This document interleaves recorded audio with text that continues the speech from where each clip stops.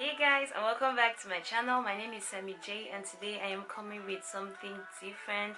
I said in my very first video that I was going to incorporate some hair tips, and today I have unleashed the afro, and I said okay, why not make a video before I do something else with my hair. um Even before getting into the products I use or my routine and all of that stuff, I feel like it's very necessary to know the basis of hair. So I'm going to be talking about some 5 common mistakes people make when it comes to their hair type. And even before that, most people, when you say you want thick hair, long hair, it's just for the show and to post on Instagram and be like hair goals, African cream, nappy movement, and all that blah blah blah.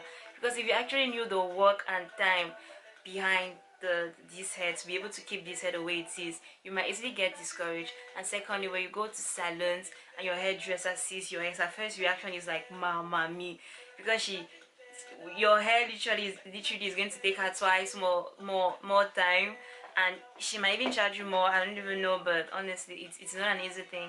And when people tell me that it's difficult for them to keep up with nappy because the products are expensive, I'm like, it's the same way you invest in your beauty products. You start from, I don't know, from foundation, yeah, you need a concealer, highlighter, and all of those stuff.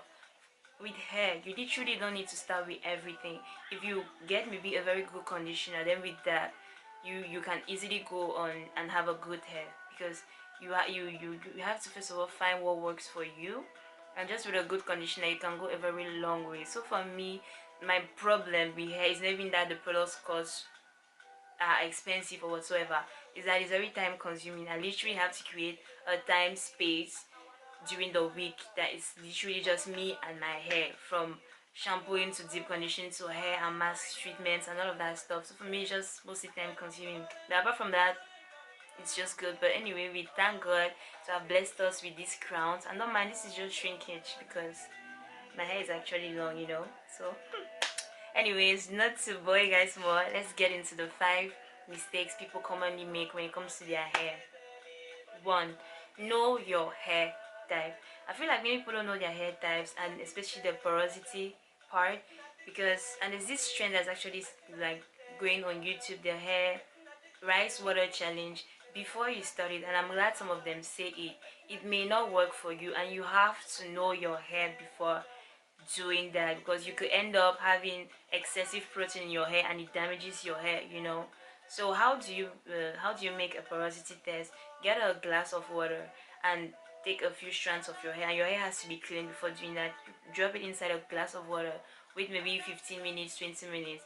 If your hair, I'm just going to check the results to make sure I'm giving the right thing. If your hair stays on top, it means you have a low porosity. It means your hair has a hard time absorbing products and you need maybe extra help like heat. If your hair goes to the middle, it means you have medium porosity. Thank the heavens, because you have no problem. You're so lucky and being shy. And if your hair goes right down to the bottom, it means you have high porosity. That means your hair actually really absorbs water. There are just certain things you have to do. You have to be careful with the amount of products you put on your hair, because your hair is already good. So somebody like me, I have low porosity, and the day I discovered the tip and I discovered that I needed heat to help my hair absorb more product, it changed my hair. My hair started prospering. So what I mean by heat is, if I have to apply a mask on my hair or even just deep conditioning, I just need to put a plastic bag on my hair and allow it. The heat opens my cuticles and the product penetrates, and honestly my hair has just been good. So know your hair type, and then from then you know what oils to use, what treatments to use, and from then you can create your routine to be able to really take off your hair the way you're supposed to. Point number 2: health versus length. I feel like people will just get into these regimens, just try everything all at once: rice water, hair mask, everything, and you can end up just saturating your hair. And if your hair is not healthy, no matter what you put on your hair, it's not going to change anything. You might instead end up damaging it. So what do I mean by health versus length? Maybe from time to time, when I say from time to time, maybe like every 6 months, trim the ends of your hair. Our scalp already naturally produces oils that that keeps our hair moisturized and all of that stuff. But the tips, sometimes your tips get very bristle and are dry and are just soft, and you feel like they're not healthy. Your tips, especially, that's why they say don't over apply oil. When they say start from your tips, then you go towards the scalp, because your tips are very important. That the parts where that need more care and everything. So from time to time, trim your tips, your ends, to be able to allow your hair to just be healthy all around. Yeah. And if you're the type of person who use on appelle ça quoi, tu as défrisé tes cheveux, if you damaged your hair by relaxing it or whatsoever, and you're trying to start a nappy journey, then you have to trim the damaged hair. Make sure your hair is like healthy versus the length. If your hair is healthy, then with the right regimen and the right products, your hair is honestly just going to grow. 3. Moisture. When people talk about moisture, people have the tendency to think, oh, oil and all of that thing. No, moisture is water. Your hair needs water. That's why every 2 to 3 days, even when you've done your hair, just once in a while, just spray your hair with water, just to give it that moisture it needs. Because if your hair is dry, then you get dandruff and it's just scrapey, and then everything just goes off. Yes, put in oil, but not concentrate more on the water part. Wash your hair every week. Well, water it every 2 or 3 days if you've done your hair before. So for me, I say less is more, because you actually don't need a lot of products. The part of my life where I realized my hair was actually growing was a period where I wasn't doing so much. I would literally maybe just wash my hair, put some oil, and I'll braid it when it's still damp, just to keep some moisture in my hair. And then I'll go on my day, maybe either just wear a wig, or just stay like with my braids for a week and just keep doing some protective styles.